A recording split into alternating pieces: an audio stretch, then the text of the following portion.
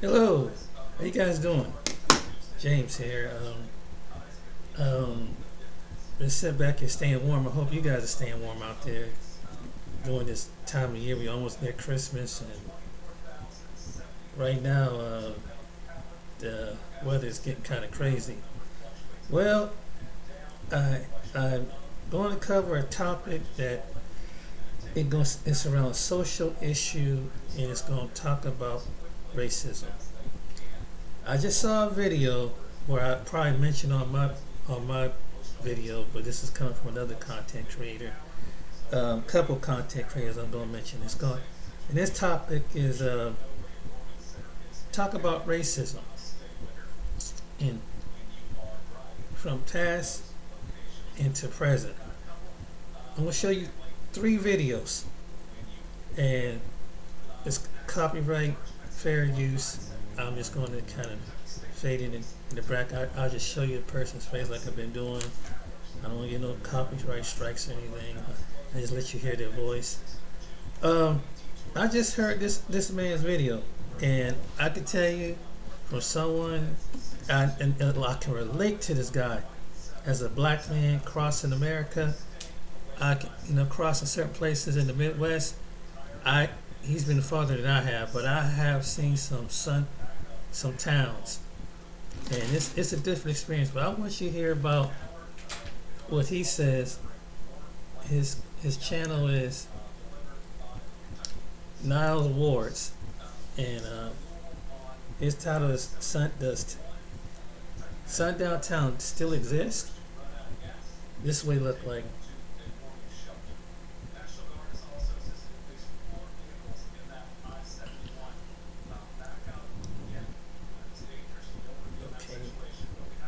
Guess it. Let me see if I can. Think they existed as much or at all. But I was watching YouTube and I saw this documentary, so let's check it out, man. For much of the 20th century, thousands of all-white towns forbade black people and minorities from being within the city limits after nightfall.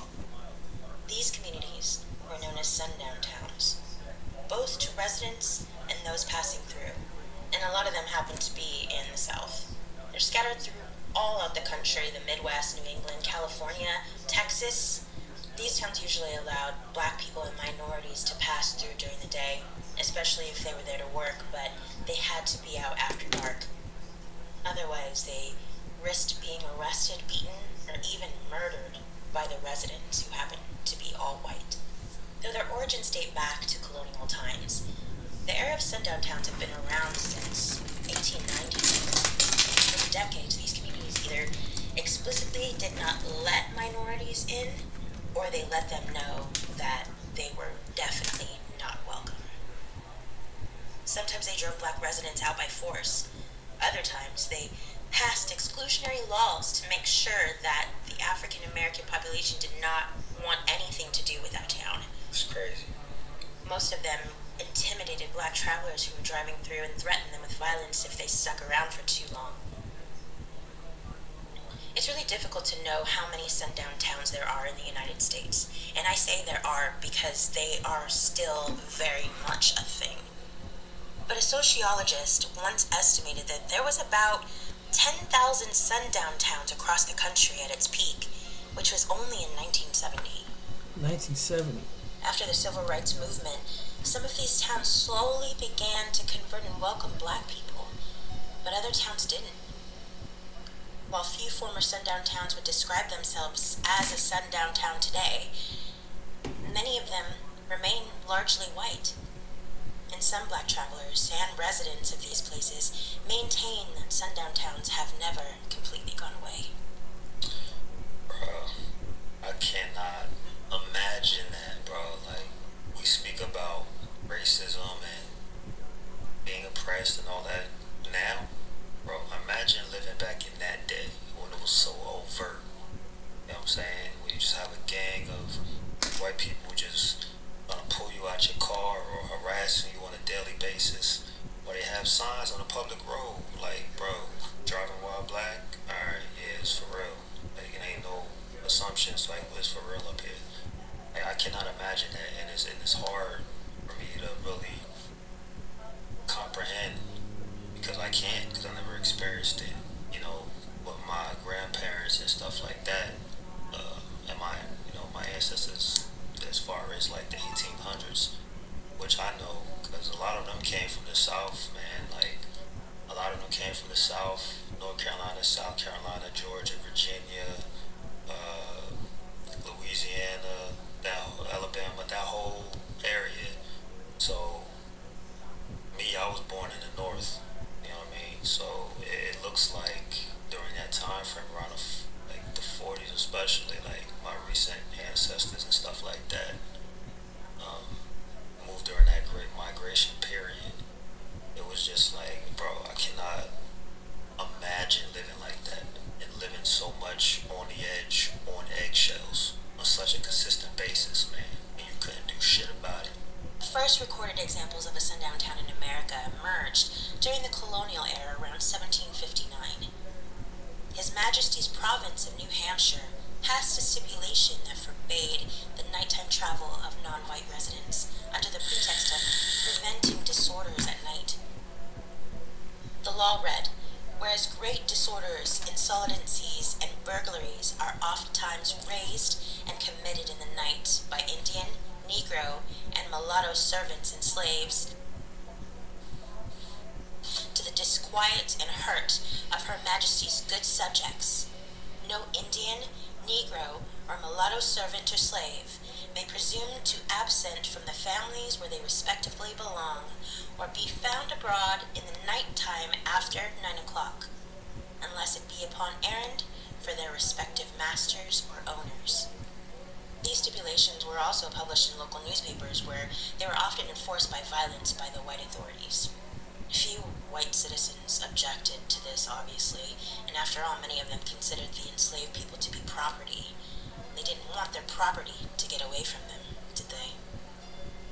After the Civil War and the abolition of slavery in the United States, many white lawmakers in the South began to pass discriminatory policies that denied countless rights to African Americans.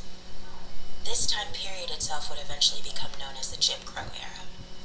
Around the same time, sundown towns also began to take hold, and they started to move from the South. Of course, there's no doubt that sundown towns existed in the South, and that white Southerners pushed black people out of their communities.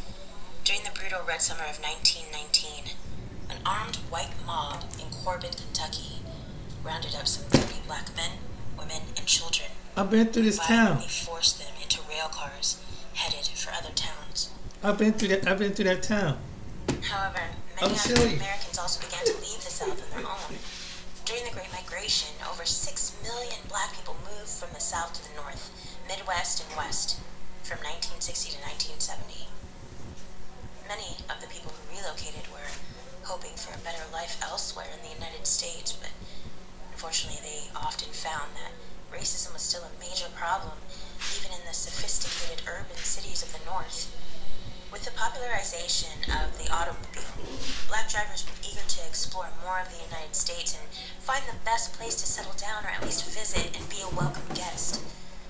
But while they're on the road, these travelers learned very quickly that they needed to avoid sundown towns at all costs. Bro. Imagine seeing that shit.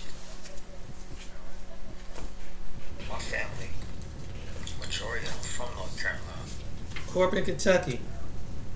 That's Corbin, Kentucky. You are in the heart of Klan country. Welcome to North Carolina. That's Corbin. What she was talking about, that's Corbin, Kentucky.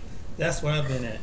This shit is like, it's ridiculous. This is the cemetery in Corbin, Kentucky. One of the biggest misconceptions about America's history is that the South, including any state that belonged to the Confederacy, was completely backward and racist, and the North, often called the Union during the Civil War, welcomed all races, colors, and creeds.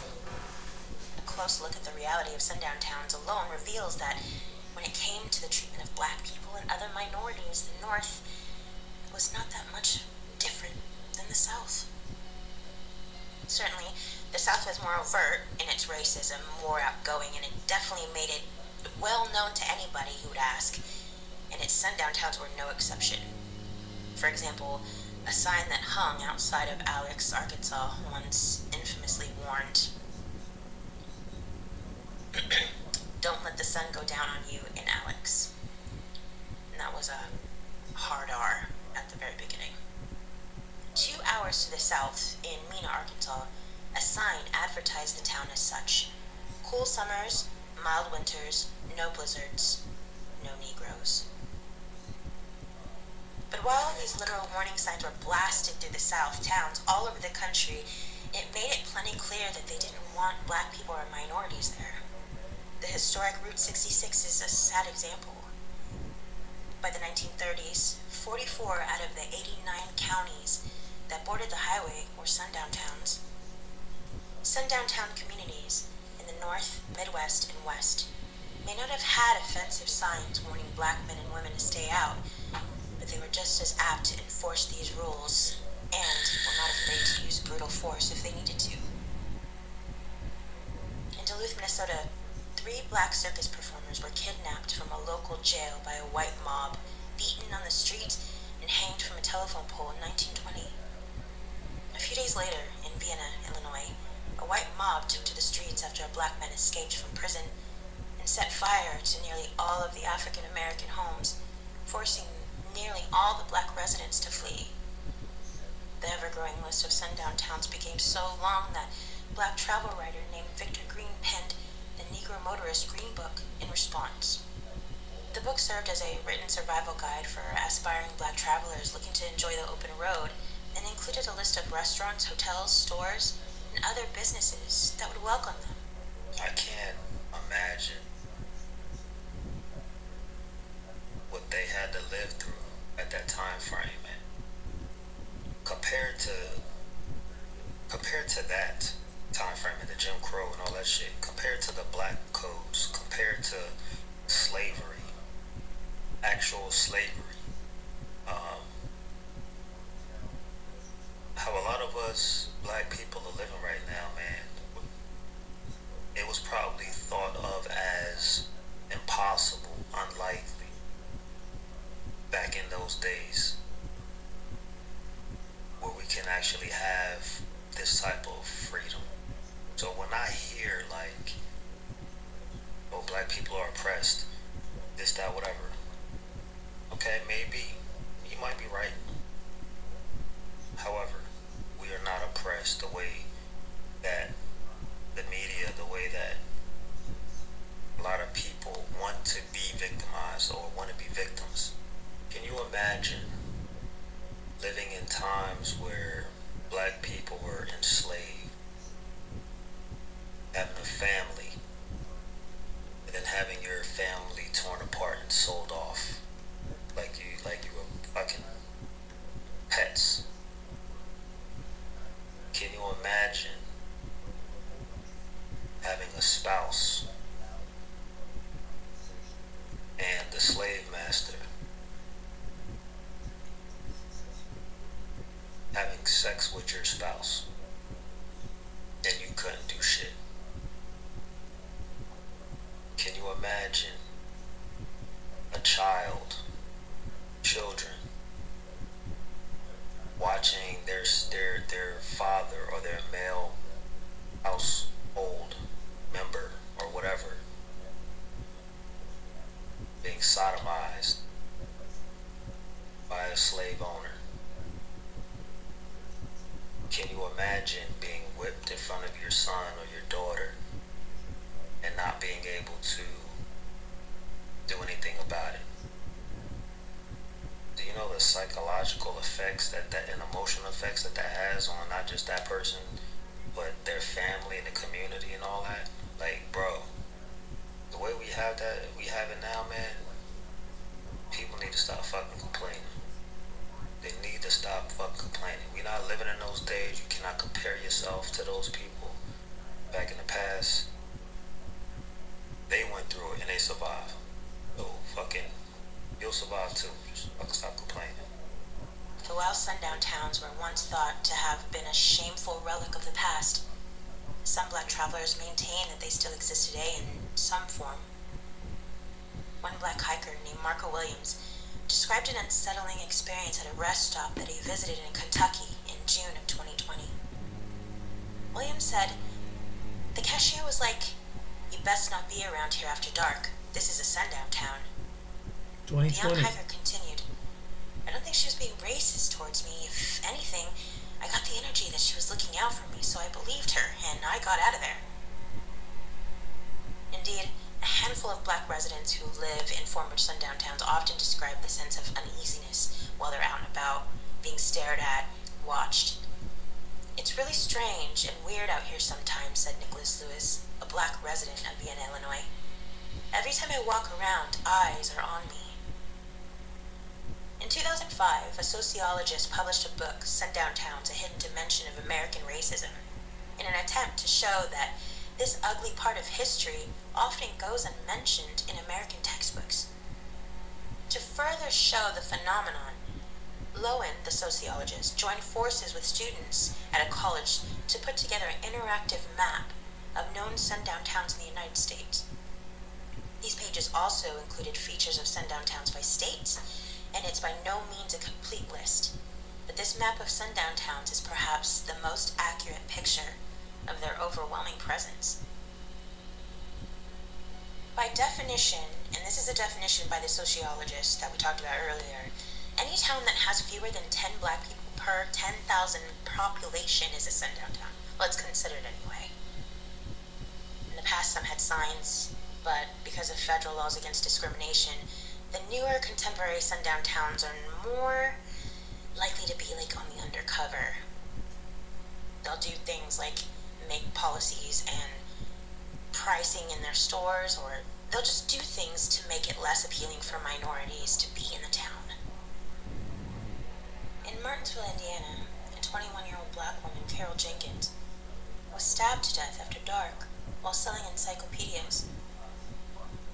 While sundown towns aren't something that are usually talked about openly nowadays, where they should be, but they aren't, the show Lovecraft Country kind of brought it to light that these towns were a thing. They're still a thing. And the town itself from Lovecraft Country may be a fictional place and have fictional monsters, but the sundown horror is and was very real. And so too were the monsters that prowled those nights. Well, I done talked enough, but the link for the original video is going to be in the description, as well as that website with the list of sundown towns. I'll also include the link for that. But what do y'all think? Have y'all heard about any of these towns, or do y'all know, like, for real, like, these towns are legit sunset, or, Yes. excuse me, Yes. or do y'all know if these towns are legit sundown towns? Yes. Yeah, leave it in the comments if you know any towns. Yes. Put that in the comment section for everybody else. Alright. But yeah, do me a favor, hit that like button, comment, subscribe. But people say that's just the past. Did you hear it in 2020? What the woman said to the man? You better get out of town because it's sundown town. Probably was that town I was in. But see, they don't want young people knowing about this. So young people gonna think all along when they gonna go through this, and if you're a young black person, you're a young black person, you're gonna encounter something like this. But they don't want to take, because they want to keep you in fantasy land. They kind of want to make you dumb down and say, don't bring up that stuff. It's gone away. Okay. Now, watch this video. It's a short video. Try this 90-second This is trick from- to instantly reduce your winter energy bills by 85%. This jet engineer What just some people discovered said how to about heat black homes people. for almost zero cost, sending shock. People like this for 20 years. They will get up every day, they will kill somebody and go have some chicken at KFC. Out of wedlock birth, black folks having babies without being married, stuff like that's out of control. And it's not because they lack material things, but because not all,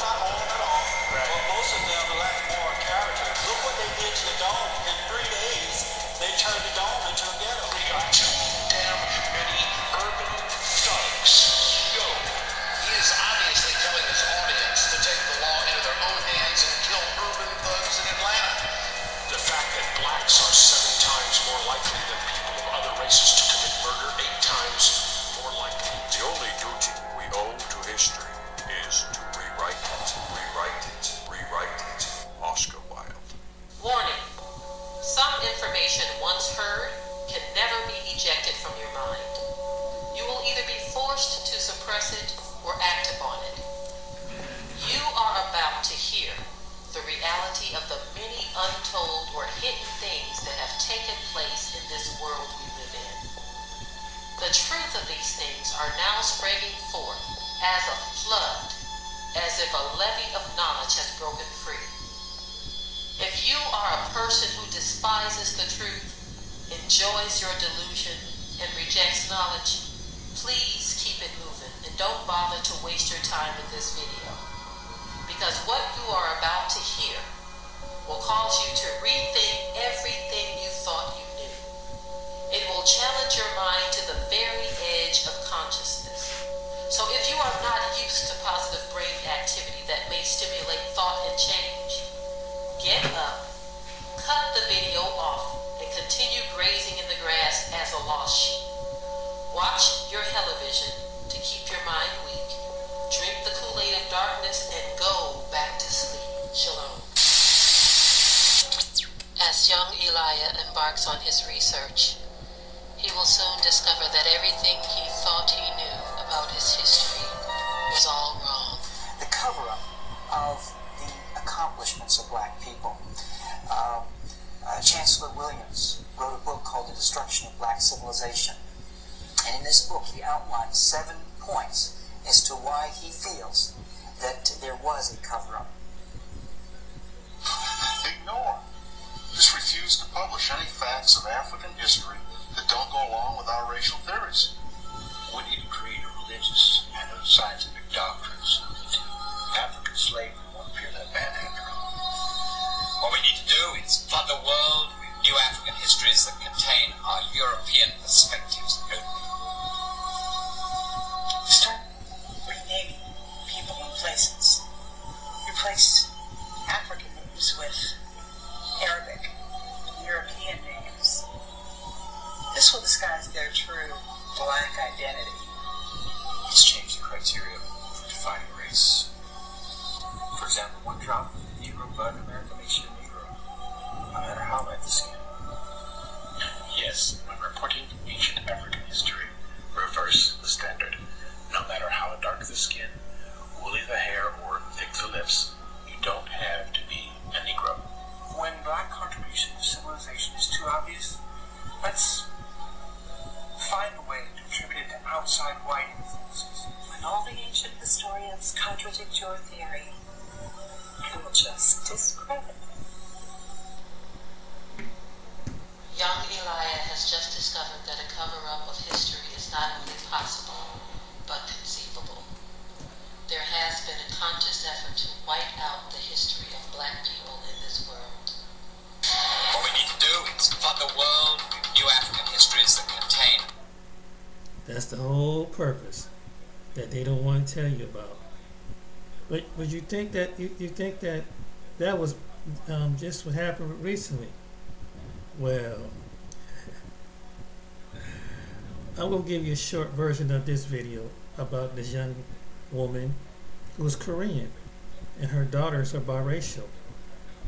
And I'm just gonna show a snippet of the video because I don't, but I'm gonna hear what happened. Hear her confession. In 2022, a beautiful girl, little girl, get called this. You probably heard of her. Her name is Lily Petals World. You probably have heard of her video, right? Watch this.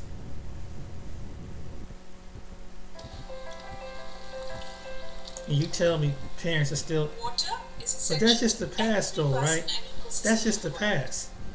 That's just the past. Kids ain't, we're going to be a better people. We're going to be a better thing, right? Watch this. What did you say? Hold on, let me...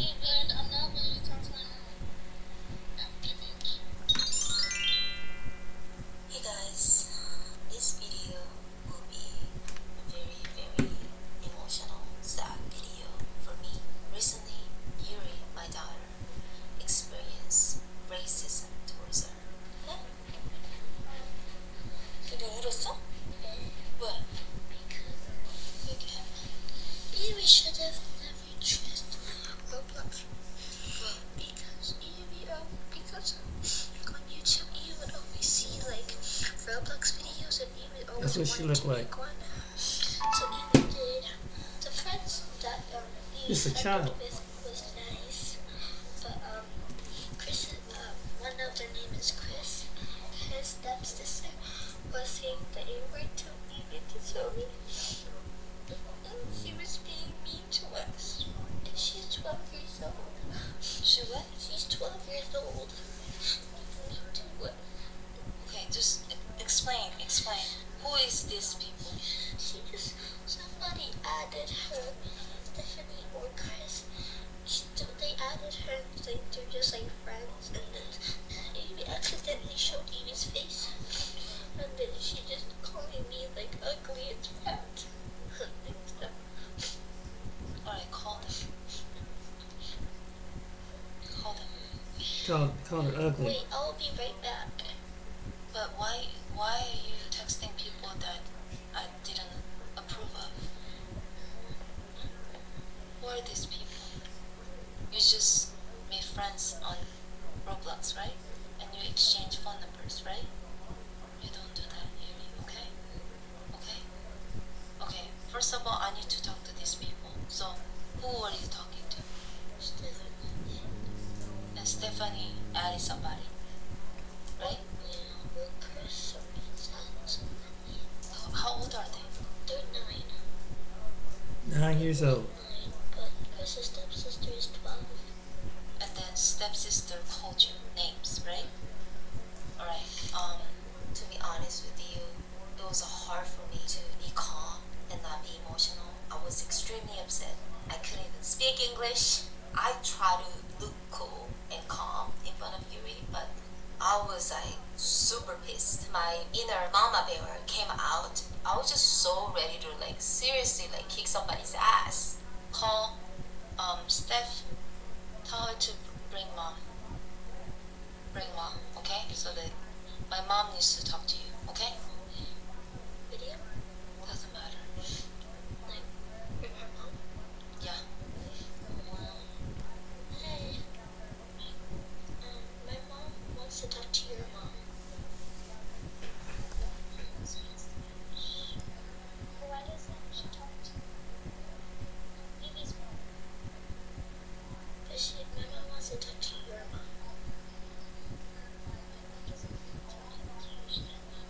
She's gonna get mad if she doesn't talk to you. So your mom speaks Spanish? Yeah, usually do that when she doesn't talk to you. Because she told me to like Okay, so who is Sissy? Can I ask? Bibi.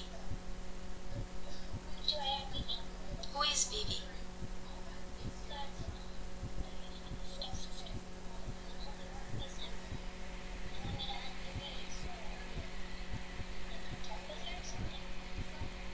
Yeah.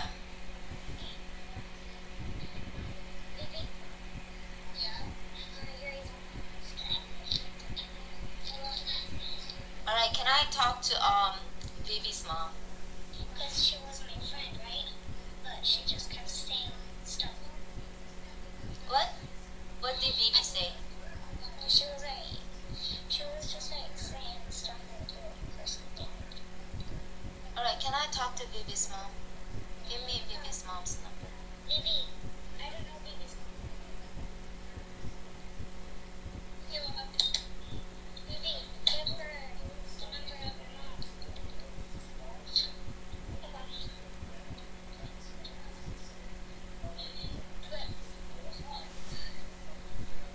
Let me talk to your mom. Is that what you did, Baby? What? I want you to be on the camera and talk to me. You can't read. Baby, please. Please, Baby. You're a really ugly kid. You know that? Your daughter's about this. What? What did you say? Baby, come on. Baby, I'm not going to talk to her.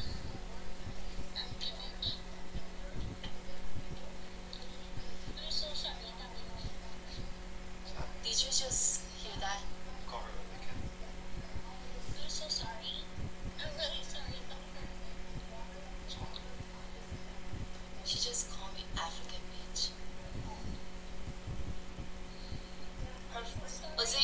friend's stepsister? Yes. Is she a white Look. girl? Is she white? Yes, but I'm so sorry. Just please don't do that to me. Just talk to parents, not kids. Called her African bitch. She's not gonna do anything to you. Came up here to check on us. Yes, We'll call. We'll call. Steph, she's not gonna do anything to you. So I called you that? I'll explain it to you later. Parents. I'm so sorry, miss. Can I talk to your mom? Or can I talk to your friend's mom or something? Yeah, but she isn't listening. What? Leave me, please. Just let me talk to your mom. Stephanie, no, I'm not gonna do that. I'm scared right now. Hold on. Stephanie, What? you're not gonna let an adult let you cry from another country.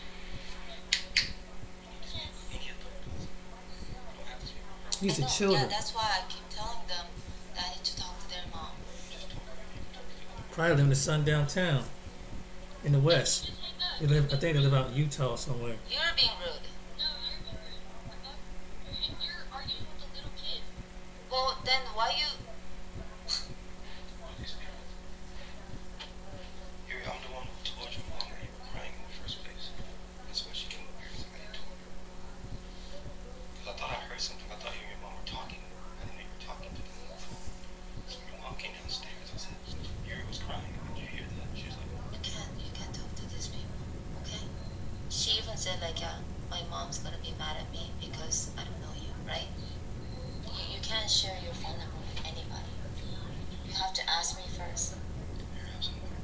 You don't know who they are. I got her face on this phone, so... you should call her a ugly girl. Well, because... This don't always happen, but if this does happen, if you in a biracial family, you got kids, whatever part of it is, this is what you're gonna have to explain to them, because they're gonna go through this.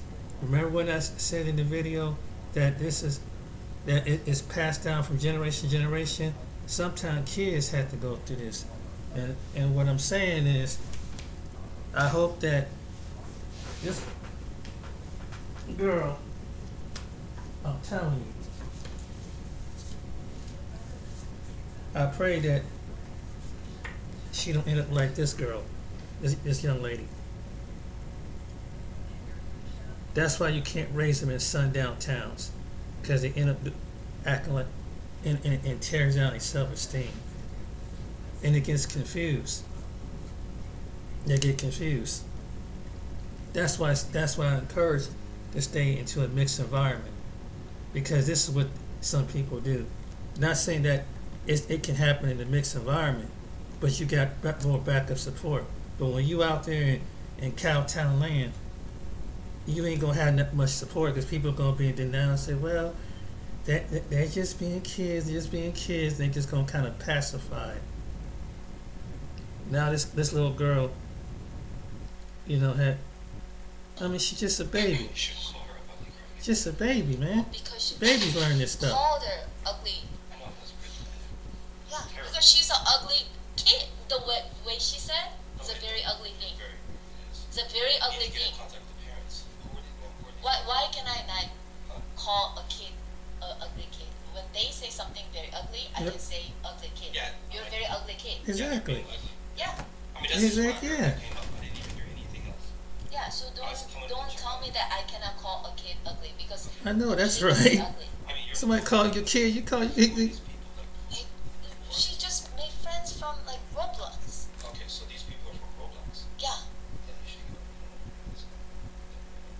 If you want to talk, you can talk to Roblox. But how did it start? Like, when did you first meet them? I mean, when did you first know about them online? I was just playing TTT3 and they just came up to me. What day was that? I was on my dad's room. A week ago. We're just trying to put together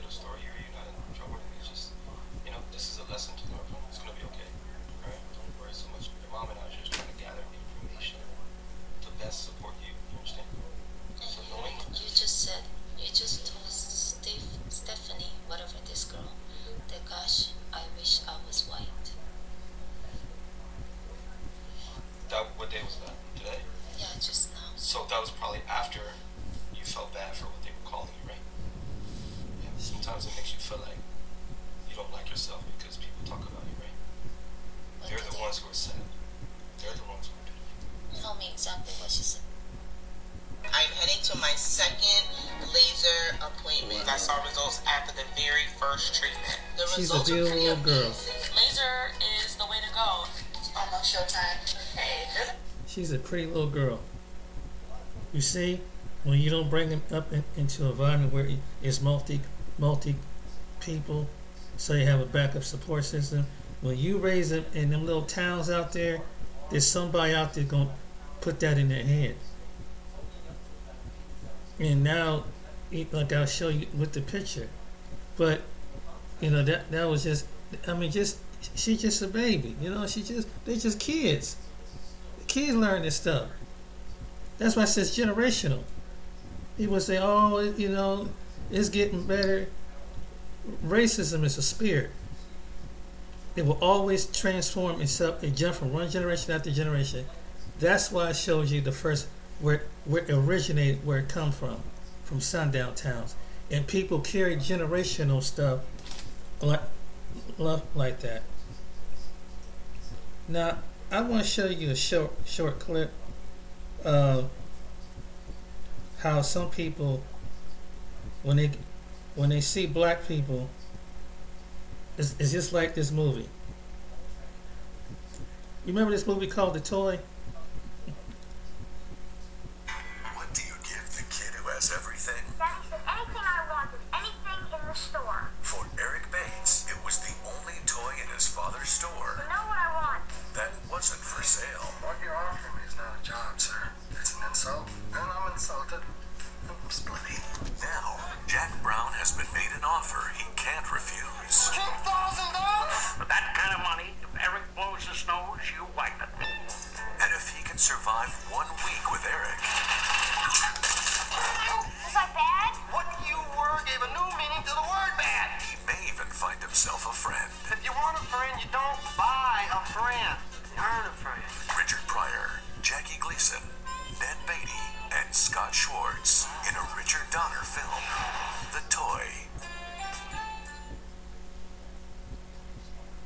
There's some people view you as a toy, not a human being. And that's what I said, when they did that, that was a controversial movie back then. But that even though that was entertainment, it was a message behind that. But better yet, this is how racism evolves. But I'm going to show you another video.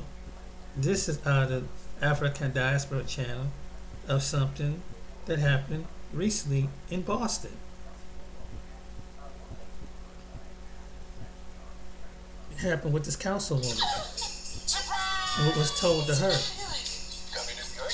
This is off of Phil Device channel. But we in 2022, right? But we're going 23. Oh no, it just go away. But no, it's just, oh, this is just taken and making out of proportion. Okay. So there's a Boston City Councilwoman by the name of Tania Fernandez Anderson that's been dealing with some issues in the city of Boston with their, racism. Now, we know, those of you who watch the NBA, Boston has been one of those cities a lot of NBA players don't like going to, because a lot of these players have dealt with gross racism, in that city. And I want you to hear what this sister has to say and what she's been dealing with, in the city of Boston. Councilor Braden, a white woman, has it that now that this body, because councilors, for example, all the white councilors here stick together, that they will vote or try to move the districts in a way that is not diverse sufficiently to be able to vote in electives of color.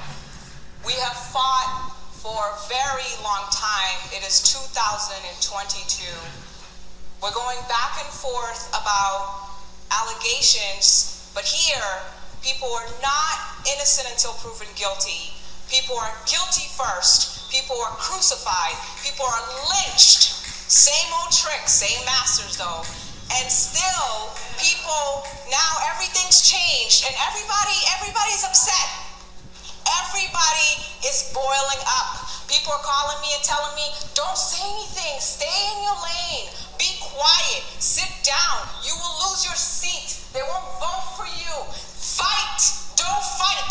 What the do I have to do in this council in order to get respect as a black woman? And I'm going to tell you, I'm not afraid of losing the votes. I'm not afraid of this seat. I'm not afraid of anybody here. This is the message that I got. Don't forget this country is built with white people, sustained by white people. The presidents hold back in the day were white. If you don't like it, why don't you take your ass back to your shithole? With your stupid ass scarf on your head. You ugly fucking hoe. This is what I get. I get about 3 or 4 of them in my office. I have 2 sons. I've made mistakes, and once I learned it, I corrected immediately because I made a stupid mistake. Because I brought people that were loyal to me. I had 6 staff. As of yesterday, I have 4. That is clear for everyone to understand. When I make a mistake, I will be clear. I don't hate you as a white woman. I don't hate you as a white man. I am sick and tired of this body so stupidly racially divided, so afraid, so depraved. People with no faith because they are afraid of losing their advancement. They're afraid of bargaining. They're afraid of leveraging. These people have, oh my God, I can't even call you cowards. Now, you know, this sister's been going through it because you can feel her passion. You can feel how, you know, upset she is, you know, with this whole situation and what she's dealing with, you know, in that city council. But sister, I will tell you this. Are you really surprised by that? These people do not want to give up their social currency of whiteness. They don't want to give up white supremacy, white privilege, or anything else that come along with that social currency, ma'am. I mean, why are we as black people so shocked when they act that way? They've been doing this mess for about, what, 500, hundreds and hundreds of years already? Like, are we shocked by now? I mean, listen, y'all have to understand that some things people do is part of their culture. You understand? And anti-black racism and white supremacy is part of their culture. It is. You have to accept that. That's what's taught in the homes all the time. It's that ideology, and to be acting that way, not wanting, you know, equality and all of that. No, they don't want that because they feel equality is oppression to them. You understand? And so as long as you are in the United States, Babylon, you're going to be fighting that as long as they are in control. Because they are not going to sit up there and be equal to anybody. If they allow you to do anything or have a position, you have to be in a weakened state as a black person. You have to be compromised as a black person. You can't be an outspoken and boisterous black person. Oh no, they don't like that. That's why they told you about, oh, be careful because you're going to lose your seat. Because that's really how it works. Because on top of that, it's not like you got a bunch of black people that's going to just really be behind you. You're going to have some going to be behind you, but a lot of other black people are afraid of the way you're speaking. That's the other part about us that I can't stand in America, is that you got a certain group of black Americans that are so afraid of what she's doing. Afraid of that. Oh my Lord, she going to make them white folks upset. Well, she going to make it hard on us out here. What is she doing? I don't know. I can vote for her next time because, I don't know. I can't deal with them problems. Like I said, we literally have some plantation members in our community. Literally. So not only you got to fight the white supremacists on the city council, you got to be dealing with that part of our own people too, which drives us literally insane. And you got to deal with freaking terrorists calling you phone. But where's the feds to come swoop in on him?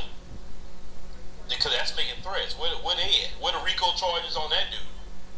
Because rappers getting them every day now. So where's his RICO charge?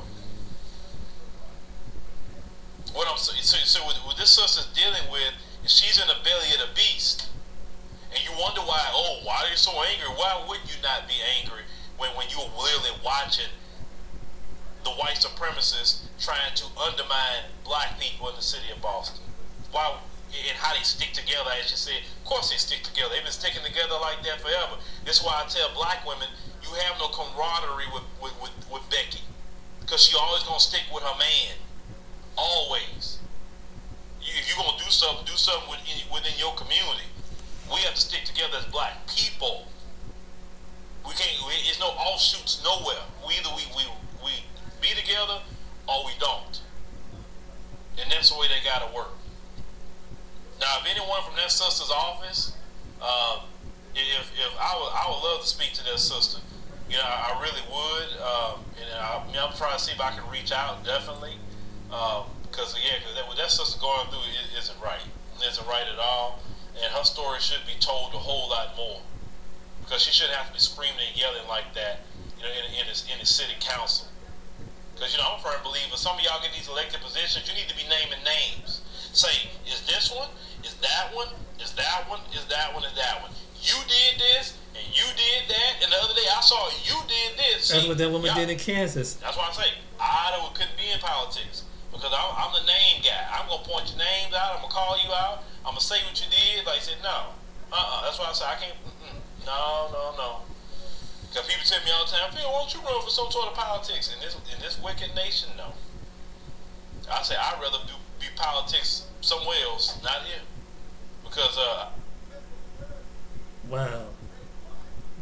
Now you see? But I just saw this something recently. Remember, this is something that gonna really blow your mind. This bedtime trick helps people This achieve comes an from the imperfect Black blood Congregation, sugar I think level. that's his channel. So if you And or it a talks loved one is about a suffering brother from frequent who said urination, people celebrating increased Jeffrey hunger, Dahmer, weight gain, like our headaches, ancestors. fatigue, blurry vision, and frequent infection. So a while back, you know, you had the series that came out, you know, Jeffrey Dahmer, and a lot of people didn't understand that why people that's in white society was really, you know, liking that series. Some of them was, you know, fans of Jeffrey Dahmer, even back in that time period. But a brother gonna bring up a point about that, and we want to just expound on that just for a little minute. Let's go ahead and roll that. I'm gonna be honest. When I see white folks romanticizing Jeffrey Dahmer and bragging about the show and acting thrilled and excited on seeing sick, homicide, murder, violence behavior, I see the same people that stands in the streets, that were standing in the streets for my ancestors, were hanging from trees and were being burned alive, and white folks celebrating it in the streets and all that. That's what y'all look like, celebrating and romanticizing Jeffrey Dahmer like it's something thrilling and awesome. I'm just saying so. So continue to do y'all. Just know that you look like your ancestors.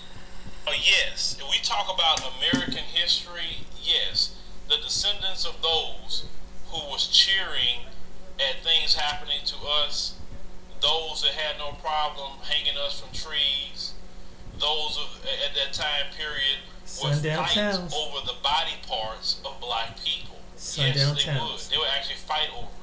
They would sell tickets in their churches. This is why it just amazes me how black folk, how you go through their system and talk about you a Christian. When these same so-called Christians were selling tickets to sit up there and watch you be tortured and watch your ancestors be deleted and fighting for the body parts.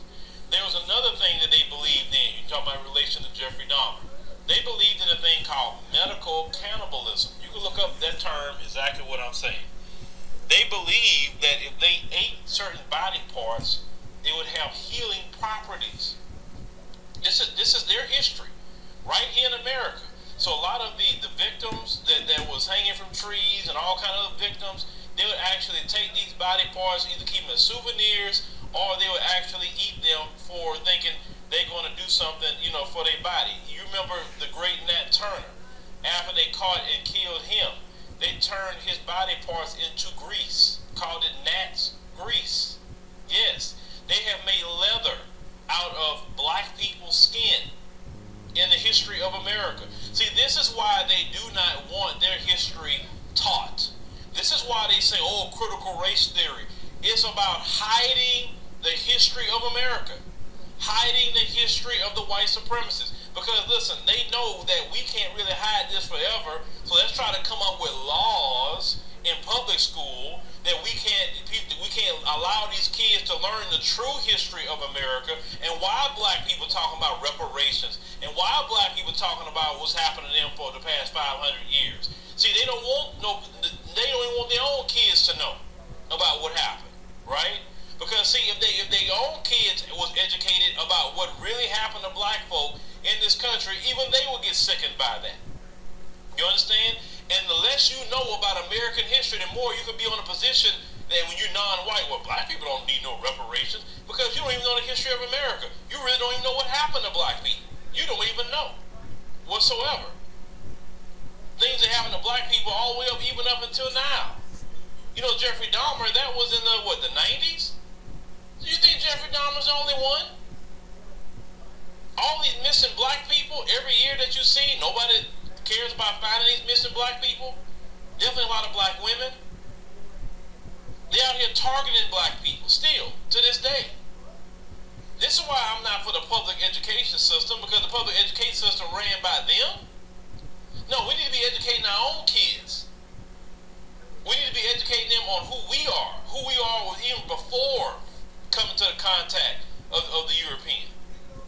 Because we had our own civilizations, our own everything way before they showed up. But you let them miseducate you, and they will tell you that they the one civilized you, when it was the other way around, that we civilized them.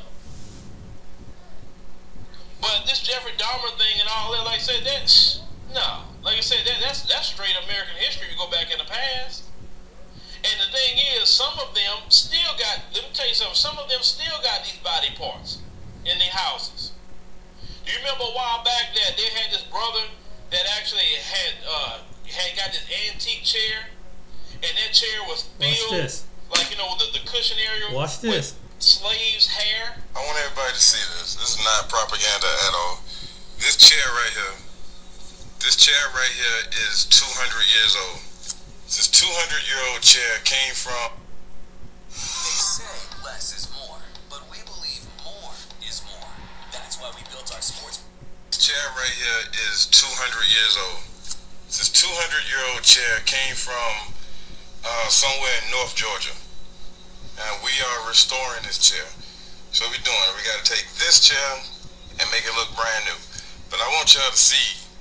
Now, I actually asked and I got into the details of it. I didn't just assume.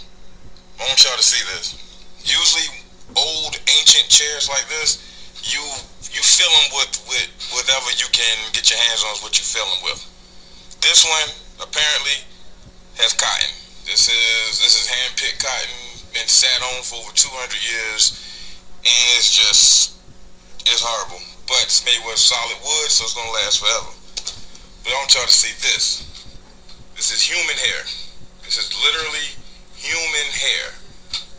Imagine how many slaves it took to put human hair in this seat. It's the full seat, the full interior of the seat is human hair. This is human, not horse, not cow like they usually do, pig hair, horse hair. No, this is actual human hair. Slave hair. Imagine how many slaves it took to fill this chair with human hair. Now, a lot of them are filled with horse and whatever you can get your hands on. But this came from a very, very wealthy people in North Georgia. They're keeping this chair because of the historic and the sentimental value it has to their family. Imagine how many people it took to put this much hair inside of this chair. How much hair? I want y'all to think about that when you stand up for your flag and all that, and you a true American today. How many humans did it take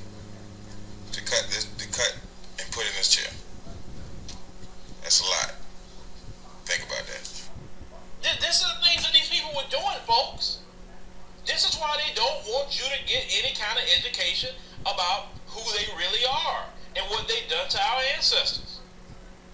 And even what they still continue to do today. Because they try to play this little game, well, I didn't own any slaves and I had nothing to do with it. Yes, you did. You had everything to do with it. Because you're maintaining a system that was built off of that. You're maintaining a system to this day that still discriminates against black people, mass incarcerates black people for things that, listen, when black people sold marijuana, they go to jail. White folks want to sell it, they get a license, nobody go to jail. Not everybody in liberal cities can be getting high. But black men are sitting up in jail right now for the same thing. Doesn't make any sense, right? These people are still practicing, that's why I say they are all guilty. Because they kept the system going that was built off of that, maintained off of that, and still to this day, anti-black racism fuels their system. Using black people as a commodity, using black people as human capital, all these different, take everything from black people, but they can't have anything with it. I was watching a brother the other day make a video talking about, hey, you notice every time we learn something, or we get involved in something, all of a sudden it gets harder or it gets sabotaged? Yeah, it's always like that. Because they got to keep black people at the bottom. But that's not going to ever work. Because God didn't ordain us to be perpetually at the bottom. We were at the bottom during slavery, but we're more higher today than we ever been. And we're going to go higher and higher and higher no matter what they do. Because God is decreasing them and increasing us. That's the way it's working. And they thinking they could throw all the immigrants they can in this country, they're going to get a rude awakening with them immigrants, because them immigrants are not for them. Them immigrants are for themselves. And once the immigrants get a foothold, watch how they act. Don't be looking this way. But yes, ladies and gentlemen, that's why they don't want you to learn the history of America. That's why. Because once you really learn about what they have done to black folk, you really look into medical cannibalism and things like that, really look into it, you just be like, you'll be so sick, and you're like, oh my God.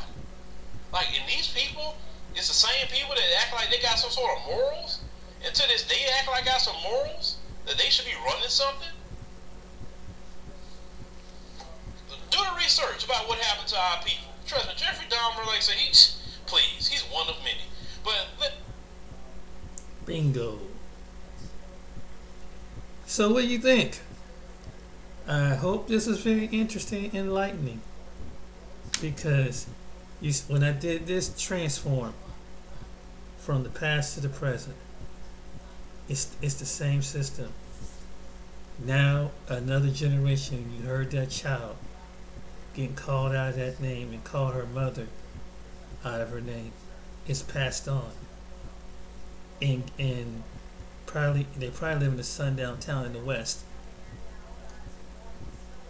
And sometimes unfortunately, in predominantly white towns, it's like that.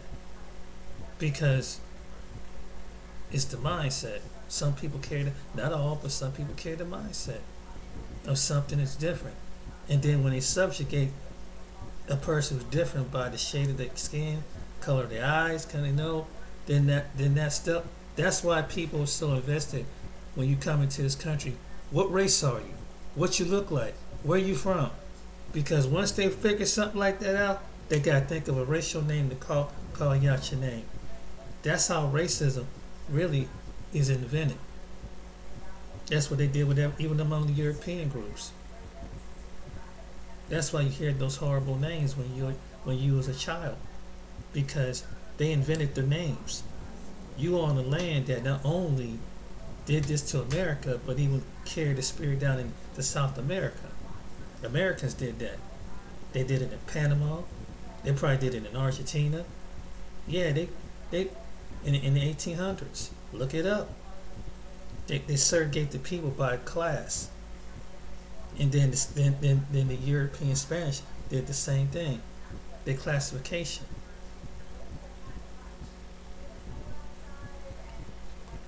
So, from the past to the present, I had to show you. And I had to show, and I hope on the video, I hope this, try not to show, but I had to break it in parts to show you. That's why I made this video. Because it's real. You need to see it. And Phil was right. to his videos from the past and the present, and how some people view black people today.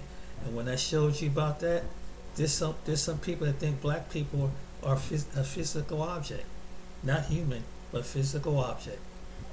You're a physical of affection, an object of affection, like a dog. Some people have that mindset, not all, but some do.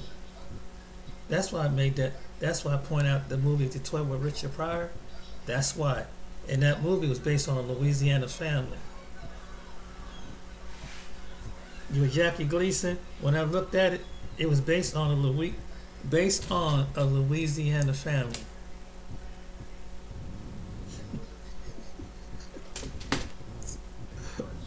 In America. So don't let them if you a person come from a different country, you're gonna learn racism when you step on these shores in some form or fashion. Especially if you're a non-white person. You don't know, you better ask somebody. You go out there, any little sundown town, you'll find out. It may not be everybody, but you will find out. Because a subconscious racist person always teach their kid, because it's about competition. Why you think when I say this, why you think people like militias and nationalists and supremacists pack up? What do you think they teach their children?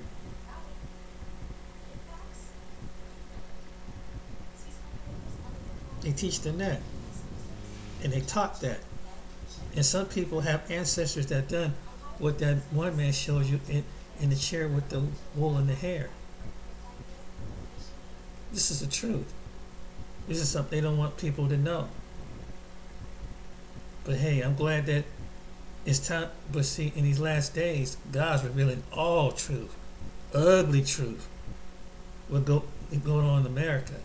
And some people don't like it, but you can't dance around the fact that it didn't happen, because the evidence is there. There's people that look like among the people that really is telling it. They got the spirit of truth on them, so they gotta let you know how they really get it. It's like the devil. The devil is the most sly, slickest fallen being. But when God opened up his nation, Satan, tell him what you really about.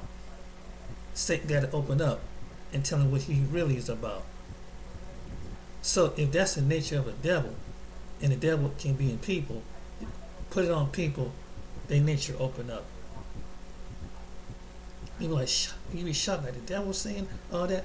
Why do you think he put it in the Bible? Because God had what's on his heart. And then some people are going to go to hell, and the devil going to remind, didn't you read the scriptures about what he describes of me? And there's going to be some people that's in the church going to be in hell. And Satan going to throw that scripture right up in their face. I'm not lying. Ask the Lord yourself.